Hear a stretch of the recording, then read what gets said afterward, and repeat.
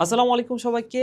খুব গুরুত্বপূর্ণ একটা টপিকে কথা বলবো, সেটা হচ্ছে তোমরা যারা ঢাবির প্রিপারেশন নিচ্ছ, ঢাবি ভর্তি পরীক্ষার এই শেষ 40 দিনে তোমার প্রিপারেশনটা আসলে কেমন হওয়া উচিত।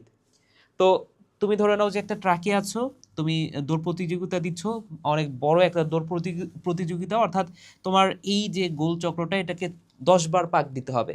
ঠিক আছে, তো তুমি 9 বার পাক দিয়ে এখানে আসছো, আরো একবার পাক দিলে তুমি কি হবে, তুমি উইনার হয়ে যাবা, তাই না? তো এই সময়টাতে কি করতে হবে বলো তো? একদম খুব স্পিডে দৌড় শুরু করবা, তাই না? এতক্ষণ ধরে তুমি আস্তে আস্তে খুব আস্তে আস্তে দৌড়াইছো, একদম শেষ মুহূর্তে তুমি কি করবা, এখান থেকে কিন্তু খুব স্পিডে দৌড় শুরু করবা এবং এটা কমপ্লিট করে তুমি সবার ফার্স্টে এখানে পৌঁছাইতে হবে, তাইলে না তুমি উইনার হবা, তাই না? আমি যদি সোজাভাবে এই দৌড় প্রতিযোগিতার কথা চিন্তা করি, দেখো তুমি এতদিন ধরে দৌড়াচ্ছ, এইটা হচ্ছে ফিনিশ লাইন। সো এইখানে তুমি যদি যাইতে পারো তুমি হচ্ছে উইনার। তো তুমি হচ্ছে এতদিন ধরে তুমি হচ্ছে এই পর্যন্ত দৌড়াইছো, দেখো আর কতটুকু রাস্তা, সামান্য একটু রাস্তা। তো এই সময়টাতে তুমি যদি হতাশ হয়ে যাও, তুমি যদি একটা ভুল ডিসিশন নিয়ে ফেলো, তুমি এই যে সামান্য একটু রাস্তা, এইটুক তুমি যদি কাভার করতে না পারো, তাহলে কিন্তু তুমি হচ্ছে আসলে ফেইলিয়ার। তুমি আসলে কোথাও কিন্তু তুমি কিন্তু ফার্স্ট হতে পারবা না, তাই না? তো তোমার ধরে নাও যে চোখটা বাঁধা আছে এখন, হ্যাঁ তুমি দেখতে পাচ্ছ না যে কতটুকু ফিনিশ লাইন আর কতটুকু। ঠিক আছে, তোমার চোখটা এখন বাঁধা। তো তুমি ধরে নাও যে এখন যদি দৌড়াইতে থাকো এবং স্পিডে দৌড়াইতে থাকো, এই মুহূর্তটাতে তুমি কিন্তু আসলেই ভালো কিছু করতে পারবা। মনে হতে পারে যে ভাইয়া 40 দিন, এটা কি খুব কম সময় না? আসলে কম সময়, ঠিক আছে, কিন্তু এই সময়টাতেও তুমি যদি ভালো করে পড়ালেখা করো, তুমি যদি কিছু স্ট্র্যাটেজি ফলো করো এবং প্ল্যান ওয়েতে আঁকাও, তুমি আসলে ভালো কিছু করতে পারবা। তো এই কারণেই এই 40 দিনটাকে আমরা 5টা ফেজে ভাগ করব এবং প্রতিটা ফেজে তোমার আসলে কি করা উচিত, কখন কি করা উচিত, সেটা নিয়ে ডিসকাস করব। তো আমরা 5টা ফেজে ভাগ করব 40 দিনকে, অর্থাৎ 10 দিন 10 দিন 10 দিন, অর্থাৎ প্রথম 30 দিনকে আমরা 10 দিন 10 দিন করে ফেজে ভাগ করব এবং শেষ যে 10 দিন সেটাকে আমরা 5 দিন 5 দিন দুইটা ফেজে ভাগ করব। ওকে, তো ফেজ 1, অর্থাৎ প্রথম দিন থেকে 10 দিন, 10তম দিন, এই দিন তুমি আসলে কি করবা এই 10তম দিন পর্যন্ত? এখন হয়তো বা আর 40 দিনও নাই, হয়তো 38 দিন বা 37 দিন আছে। তো যাই হোক, তুমি তো এতদিন ধরে পড়ালেখা করছো, তাই না? তোমার মোটামুটি ভালো মতোই পড়া আছে সবকিছু। যারা প্রিপারেশন নিচ্ছ তারা তো আসলে কম পড়ার কথা না, মোটামুটি ভালো মতোই পড়ছো। এখন তোমাদের হয়তো বা এমন হয়ে থাকতে পারে যে তোমার সিলেবাস সবকিছুই পড়ছো, সব বই পড়ছো, কিন্তু কিছু সাবজেক্টের দু একটা করে অধ্যায় হয়তো বা তোমার পড়া হয় নাই। তোমার হয়তো ম্যাথ পড়তে ভালো লাগে না, ম্যাথের হয়তো বা দুইটা অধ্যায় তুমি মানে পড়তে পারো নাই, বা বড় বড় কিছু অধ্যায় আছে যেটা হয়তো বা তুমি এখনো পড়ো নাই, ইন্টিগ্রেশন ডিফারেন্সিয়েশন এই টাইপের অধ্যায়গুলা।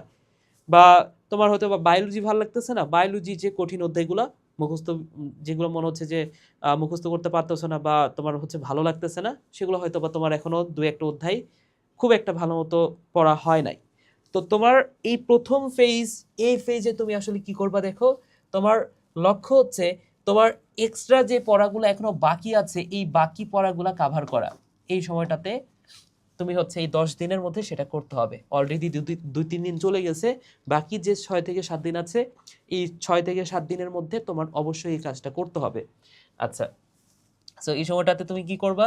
কনসেপ্ট রিভিশন দিবা, টপিক ওয়াইজ নোট বানাবা। বা তোমার এতদিন ধরে আশা করি নোট থাকার কথা, তুমি যেহেতু অনলাইন ক্লাস করছো বা তুমি যেভাবে হোক, তোমার তো ইন্টারমিডিয়েটের নোটও তো কিছু আছে, তো সেইখানে কিন্তু ইম্পর্টেন্ট ইনফরমেশন আছে। আর তোমার যদি নোট না থাকে, মানে তুমি নিজে নিজে আর করার দরকার নাই, তুমি হচ্ছে কারো কাছ থেকে নোট চেয়ে নিতে পারো, বা তুমি হচ্ছে বইয়ের মধ্যে তো অবশ্যই দাগায় পড়ছো, সেই দাগানো লাইনগুলো ভালো করে পড়তে হবে, ঠিক আছে? তো তোমার হচ্ছে কনসেপ্ট রিভিশন তোমার এই সময়টাতে দিতে হবে। এবং প্রথম যে কথাটা বললাম যে তোমার যতটুকু বাকি আছে সে বাকি অংশটুকুর কনসেপ্ট রিভিশন দাও, যতটুকু পড়া আছে তারও কনসেপ্ট রিভিশন দাও, এমসিকিউ সলভ করো কিছু। এবং এই সময়টাতে, এই প্রথম ফেজে তোমার এক্সাম দিতে হবে মাস্ট। হ্যাঁ, তোমার হচ্ছে প্রতিটা সাবজেক্টের মিনিমাম 25 মার্কের, প্রতিদিন হচ্ছে 2 থেকে 3টা বা 4টা এক্সাম দিবা, ঠিক আছে? সো 2 থেকে 3টা অবশ্যই এক্সাম দিবা। সো মিনিমাম 25 মার্কে তুমি যে অধ্যায়গুলো পড়তেছো, যে 2-3টা অধ্যায় পড়তেছো, এখানে এক্সামের ক্ষেত্রে মনে রাখো এটা হচ্ছে তুমি যে এক্সামটা দিবা সেটা হচ্ছে তোমার অধ্যায় ভিত্তিক এক্সাম দিবা, ঠিক আছে? এই এক্সামটা হবে অধ্যায় ভিত্তিক, অর্থাৎ প্রত্যেকটা অধ্যায় পড়তেছো, 2 থেকে 3টা না আরো বেশি হবে, কারণ অনেকগুলো অধ্যায় তো পড়তে হবে। যে অধ্যায় পড়বা 25 মার্কের, মিনিমাম 25 মার্কের একটা এমসিকিউ এক্সাম দিবা, ঠিক আছে? তো 2 থেকে 3টা না, এটার সংখ্যাটা আরো বাড়াও, কারণ তুমি তো একদিনে অনেকগুলা করে অধ্যায় পড়তে হবে। আচ্ছা, তাহলে প্রথম ফেজ গেল। তোমার এই ফেজের লক্ষ্যটা হচ্ছে তোমার যা এখনো বাকি আছে সেটা তুমি কভার করো। দ্বিতীয় ফেজে আসো। দ্বিতীয় ফেজে তোমার যে কাজটা করতে হবে ভাইয়া, সেটা হচ্ছে 11তম দিন থেকে 20তম দিন পর্যন্ত কোশ্চিন প্র্যাকটিস করতে হবে। অর্থাৎ বিগত বছরের যে কোশ্চিন, ঢাকা ভার্সিটির এবং অন্যান্য ভার্সিটির, সকল ভার্সিটির, হ্যাঁ সব ভার্সিটির কোশ্চিন, ভার্সিটির প্রশ্ন তোমার সলভ করতে হবে। সেটা কিভাবে সলভ করবা? তুমি হচ্ছে ধরে নাও এই প্রথম 10 দিনে তো সবগুলা অধ্যায় ভিত্তিক যে রিভিশনটা, সেটা তো তুমি শেষ করে ফেলছো, সবগুলা বই তোমার এখন শেষ। এখন তোমার যে কাজটা করতে হবে, তোমার হচ্ছে রিভিশনে নামতে হবে। এই 10 দিনে তোমার টার্গেট হচ্ছে ভাইয়া, এই যে 11তম দিন থেকে 20তম দিন, এই সময়টাতে তোমার টার্গেট হচ্ছে, তোমার এটাকে বলা হচ্ছে রিভিশন পিরিয়ড।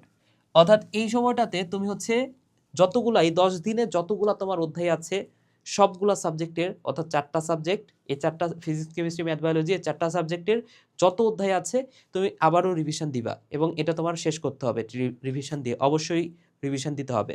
আমরা 3 থেকে 4 বার রিভিশন দিব এই 40 দিনে, ঠিক আছে?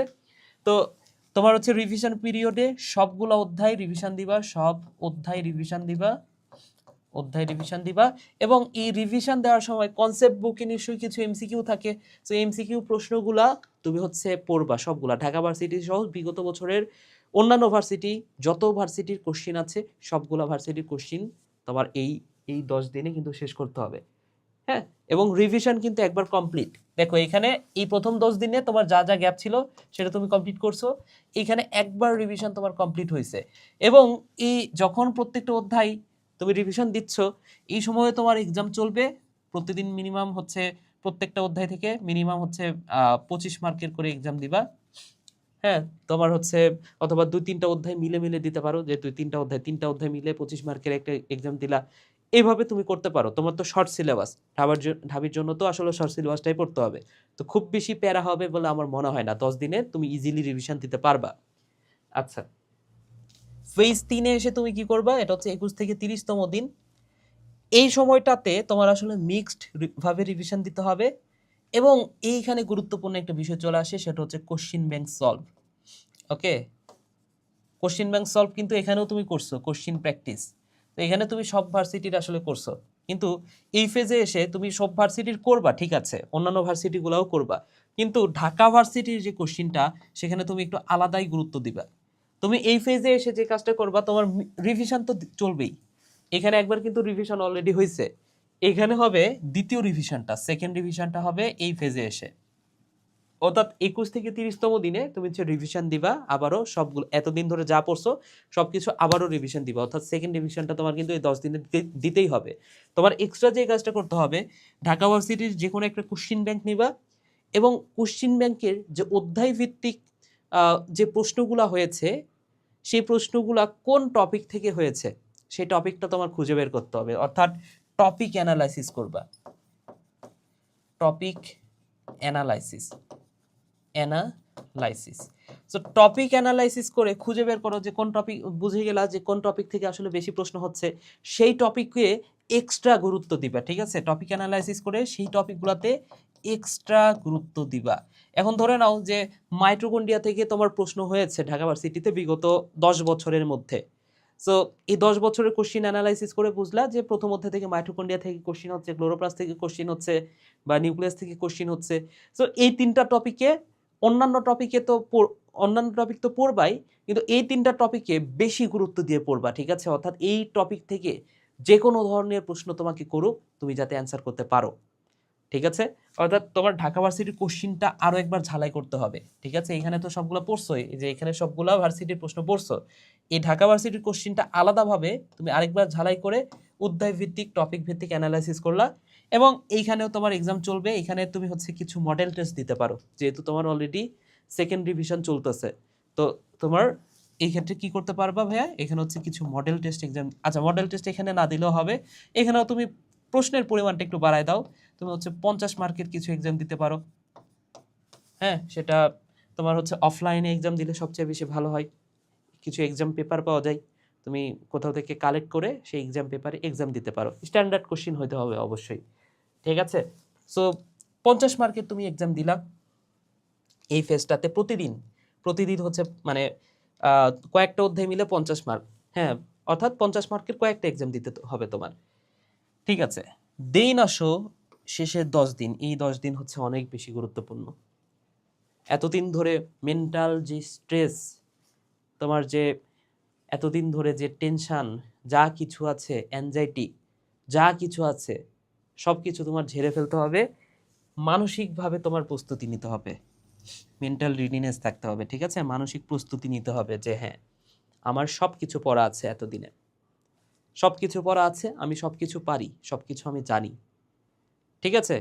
তোমাকে যেই জায়গা থেকে প্রশ্ন করুক তুমি পারবা। না পারলেও তোমার কনফিডেন্ট থাকতে হবে তুমি পারবা। কেন পারবা না? কারণ তুমি এতদিন ধরে পড়ছো, তুমি এইখানে সবগুলা তোমার যা যা গ্যাপ ছিল সেই গ্যাপগুলা তুমি পূরণ করছো। দ্বিতীয় ফেজে রিভিশন দিছো, তৃতীয় ফেজে রিভিশন দিছো, এটা হচ্ছে চতুর্থ ফেজ। এই ফেজেও তোমার রিভিশনটা চলবে, ঠিক আছে? রিভিশন চলবে। তাহলে এই যে এখানে তুমি সেকেন্ড রিভিশন দিছো, এখানে তুমি থার্ড রিভিশন দিবা। এখন প্রশ্ন হতে পারে যে ভাইয়া তুমি এইখানে হচ্ছে মাত্র 5 দিন সময়, 5 দিনে কি তুমি থার্ড রিভিশন দিতে পারবা? পারবা। কেন পারবা বলো তো? কারণ ফার্স্ট সেকেন্ড রিভিশন দেওয়ার পরে তোমার থার্ড রিভিশন দিতে আর সময় লাগবে না, কারণ তোমার যে বইগুলা অলরেডি আয়ত্তে চলে আসছে, ঠিক আছে? এখন তুমি প্রতিদিন একটা সাবজেক্ট করে রিভিশন দিতে পারবা, একদিনে একটা সাবজেক্ট, ঠিক আছে? এই ফেজগুলোতে হয়তো বা একদিনের অর্ধেক, একটা সাবজেক্টের অর্ধেক রিভিশন দিতে পারতা, কিন্তু এখন আর সময় লাগবে না। তোমার যদি এই বিষয়টা না আসে যে তুমি একদিনে একটা সাবজেক্ট রিভিশন দিতে পারতেছো না, তাহলে ধরে নিবা যে হয়তো বা তোমাকে দ্বারা সম্ভব নাও হইতে পারে, ঠিক আছে? এই কারণে এই 40 দিনকে কাজে লাগাও। তোমার শেষের এই যে এই ফেজটার কথা বলতেছি, এই ফেজটা গুরুত্বপূর্ণ। এই ফেজটা যে সঠিকভাবে কাভার করতে পারবে সে অনেকটাই চান্স নিশ্চিত করে ফেলতে পারবে। ওকে, সো তোমার যাতে একদিনে একটা সাবজেক্ট রিভিশন দেওয়ার ক্যাপাবিলিটি থাকে, ঠিক আছে? যেহেতু শর্ট সিলেবাস, তোমার টার্গেট থাকতে হবে একটা সাবজেক্ট রিভিশন দেওয়ার পরে আরেকটা সাবজেক্টের অর্ধেক তুমি ধরে ফেলবা, এরকমও তোমার ক্যাপাবিলিটি যাতে থাকে, ঠিক আছে? কারণ একদিনে একটা সাবজেক্ট রিভিশন আমরা দিতাম আমাদের সময়ে, আমাদের যখন পরীক্ষা ছিল সেই সময় দিতাম, সেটা ফুল সিলেবাসে ছিল।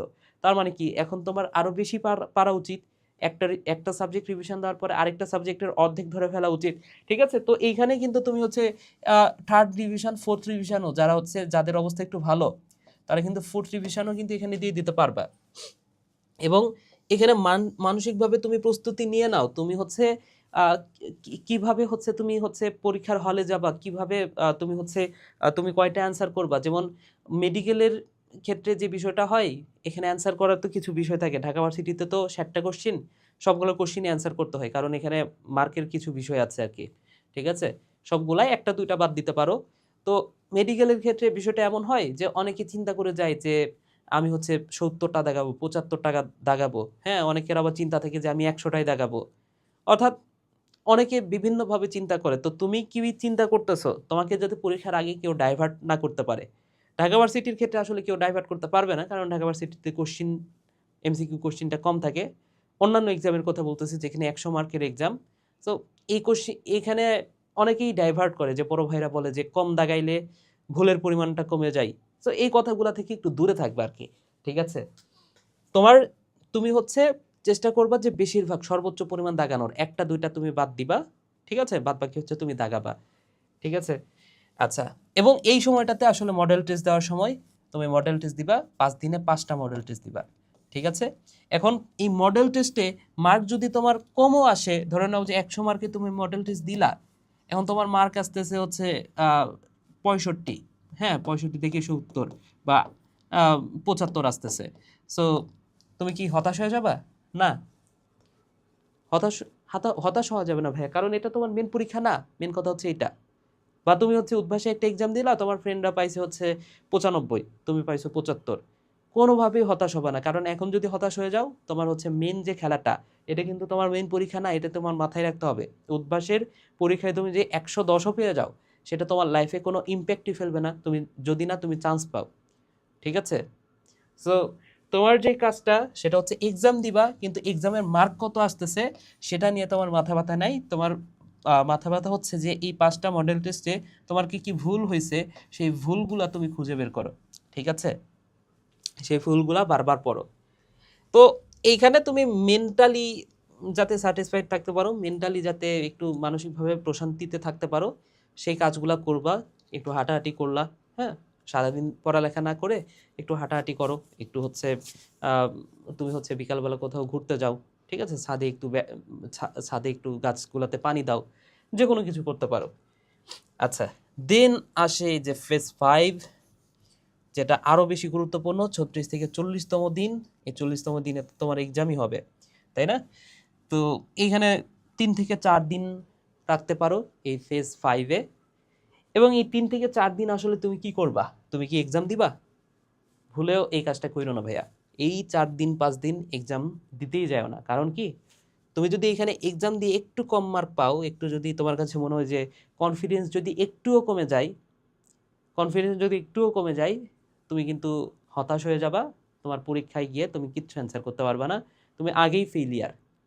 ঠিক আছে? তো তুমি হতাশ হয়ে যাও, তুমি এমন কোনো ফ্রেন্ডের সাথে কথা বইলো না মানে যে হচ্ছে তোমাকে হতাশ করতে পারে। ঠিক আছে? অনেক ফ্রেন্ড আছে না যে, বন্ধু কি পড়তেছিস, আমি তো পুরে ফাটাই ফেলছি, তোর কি পড়া হয়েছে কিনা। এই টাইপের ফ্রেন্ডের সাথে যোগাযোগ একদম ছিন্ন করো এই 3 দিন, এই 4 দিন। ঠিক আছে?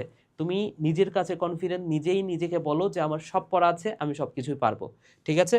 সো এই সময়টাতেও তুমি হচ্ছে মানসিকভাবে প্রস্তুতি নাও, রিল্যাক্স থাকো। ঠিক আছে? আমি শেষ দিনে কি করতাম জানো? শেষ দিনে না, আমি প্রতিদিনই, এটা রুটিন ছিল। মানসিকভাবে শান্ত থাকার জন্য আমি যে কাজটা করতাম, আমার এখনো মনে আছে, ঢাকা ভার্সিটি যেদিন সকালবেলা ভোরবেলা আমি আর আমার একটা ফ্রেন্ড, আমরা হচ্ছে পদ্মার পাড়ে ঘুরে বেড়াইছি সকালবেলা, অত বেশি পুরি নাই। ঠিক আছে? তো এই শেষ দিনে আমি যে কাজটা করতাম, মানে পড়তাম আসলে কি, হ্যাঁ, শুধুমাত্র রিল্যাক্সের কথা আর মানসিক প্রস্তুতির কথাই তো বললাম, তাহলে পড়তামটা কি? হ্যাঁ, এই 3 দিন কি পড়তাম না? তো পড়তাম, কি পড়তাম জানো? জাস্ট পেজ উল্টাইতাম। মানে 3 দিন ধরে পেজ উল্টাইতাম না, উল্টাইতাম, বিষয়টা এমন না। একদম শেষের দিন, পরীক্ষার দিন সকালে ওই যে একটু হাঁটাহাঁটি করে আসতাম, পদ্মার পাড়ে ঘুরছি, ঘোরার পরে আসার পরে জাস্ট একটু উল্টাইতাম, উল্টায় পড়তাম না কোনো কিছু, জাস্ট উল্টায় দেখতাম যে হ্যাঁ এই পেজ পড়া আছে, এই পেজ পড়া আছে, এই পেজ পড়া আছে, জাস্ট এভাবে উল্টাইতাম। এতে করে মানসিক, মানে এতে করে যে কনফিডেন্সটা সেটা লেভেল আপ হইতো। ঠিক আছে? মানে আমি বুঝতাম যে হ্যাঁ এই জিনিসগুলো আমার সব কিছু পড়া আছে, তো সবই যেহেতু পড়া আছে, আমি তো যে কোনো জায়গা থেকে কোশ্চেন করলে আমি পারবো, তাই না? এবং এই শেষ দিনগুলাতে, অর্থাৎ শেষ 10 দিন, ঠিক আছে, বা এই যে শেষ 5 দিন, এই 5 দিনে তোমার কিছু শর্ট নোট তোমার কাছে যদি থাকে, এই শর্ট নোটগুলা পড়তে পারো। শর্ট নোট আসলে কি? শর্ট নোট মানে হচ্ছে, মানে এই যে এখানে যে তুমি কোশ্চিনের অ্যানালাইসিসগুলো করছো না, কোশ্চিন ব্যাংক সলভ করছো এবং কোশ্চিন অ্যানালাইসিস যে করছো, এই অ্যানালাইসিস করার সময় কোন টপিকগুলো আসলে গুরুত্বপূর্ণ, এই টপিক অ্যানালাইসিস করছো, এই টপিকগুলা, কোন টপিকগুলা তোমার পড়তে হচ্ছে, হ্যাঁ, এখান থেকে কি টাইপের কোশ্চিন হইতে পারে, এই টাইপের যদি কোনো শর্ট নোট থাকে সেটা কিন্তু তুমি পড়তে পারো। এবং তোমার কাছে যদি না থাকে, সেই ক্ষেত্রে বায়োলজির ক্ষেত্রে তোমাদেরকে ছোট্ট একটা হেল্প করতে পারি। দেখো, বায়োলজির ক্ষেত্রে তুমি হচ্ছে এই যে ডিউ লাস্ট হোপ যে বায়ো ক্র্যাশ কোর্স, এখানে তুমি এনরোল করতে পারো। এটা হচ্ছে লাস্ট হোপ, একদম শেষ আশা। যাদের হচ্ছে বায়োলজিতে কিছুটা দুর্বলতাও আছে, তাদের জন্য অনেক বেশি বেনিফিশিয়াল হবে। এখানে মাত্র 50টা পেজ আছে, যার 35টা পেজ হচ্ছে শর্ট সিলেবাসের। ঠিক আছে? সো এই 35টা পেজে পুরা বায়োলজিটাকে সাজায় দিছি। তাহলে দেখো, তোমার একদম শেষ মুহূর্তে তুমি আসলে কি করবা? একদম শেষ মুহূর্তে তোমার তো এত বেশি পড়ার সময় নাই, কিন্তু এই 35 পেজ যদি তুমি পড়ো, ঢাকা ভার্সিটির কোশ্চিন অ্যানালাইসিস করে যেহেতু বানানো, সো এইখান থেকে কিন্তু তোমার সর্বোচ্চ পরিমাণ কমন আসবে ইনশাল্লাহ। হ্যাঁ, 70 to 80% এখান থেকে ইনশাল্লাহ কমন আসবে। তো দেখো, বায়োলজি কিন্তু তোমার একটা ভালো প্রিপারেশন হয়ে যাচ্ছে, এবং এটা পড়লেই মোটামুটি তুমি হচ্ছে মানসিকভাবে শান্ত থাকতে পারবা, এবং তুমি নিজের মধ্যে কনফিডেন্ট গ্রো করতে পারবা শেষ 5-6 দিনে এটা পড়লে। ঠিক আছে? এবং এটা পড়তে তোমার কতক্ষণ লাগবে? 35 পেজ পড়তে তোমার হয়তো বা সর্বোচ্চ 1 থেকে 1.5 ঘন্টা লাগবে। ঠিক আছে? তো এই 35 পেজ যদি তুমি কয়েকবার শেষ করতে পারো, কয়েকবার পড়ো শেষ দিনগুলোতে, তো আমার মনে হয় না যে তোমার বায়োলজিতে এই 35 পেজ থেকে অন্তত গুরুত্বপূর্ণ যে টপিকগুলো আছে সেগুলো থেকে কোশ্চিন করলে তোমার আটকাবে। ঠিক আছে? দেন এইখানে তুমি কিছু রেকর্ডেড ক্লাসও পাবা, যেগুলো হচ্ছে রেঞ্জ খুবই কম, খুবই শর্ট শর্ট ক্লাস আসলে। এখানে হচ্ছে মোটামুটি 30 থেকে 45 মিনিটের মধ্যে সব ক্লাস শেষ করা হয়েছে, এবং এক্সক্লুসিভ রিটেন সাজেশন দিব, এটা পরীক্ষার আগ দিয়ে দিয়ে দিব একদম। ঠিক আছে? ওকে, ঠিক আছে, তাহলে দেখো এই কাজগুলো তুমি করতে থাকো শেষ 40 দিন। মানে এই সময়টাতে জাস্ট নিজের উপর ভরসা রাখো এবং সৃষ্টিকর্তার উপর ভরসা রাখো। এই দুটা জিনিস তোমাকে হচ্ছে ঢাকা ভার্সিটি পর্যন্ত পৌঁছাবে। ঠিক আছে? হ্যাঁ, তোমার পিতামাতার কথা ভাবো। পিতামাতা মানে তাদের মুখে হাসির কথাটা ভাবো যে এই 40 দিন পরিশ্রমের কারণে তুমি যদি জাস্ট একটা সিট কনফার্ম করতে পারো, তারা আসলে কতটা খুশি হবে। এই কথাটা জাস্ট ভাবো। সো পড়ালেখা করতে থাকো, ইনশাল্লাহ তোমাকে দ্বারা হবে। হতাশ হওয়ার কিচ্ছু নাই। এতদিনও যারা হচ্ছে খুব একটা ভালো প্রিপারেশন নাও নাই, এখন কিন্তু সম্ভব, চাইলেই সম্ভব। ঠিক আছে? এই ভিডিওটা এখানে শেষ করছি। সবাই ভালো থাকো, সুস্থ থাকো। টাটা।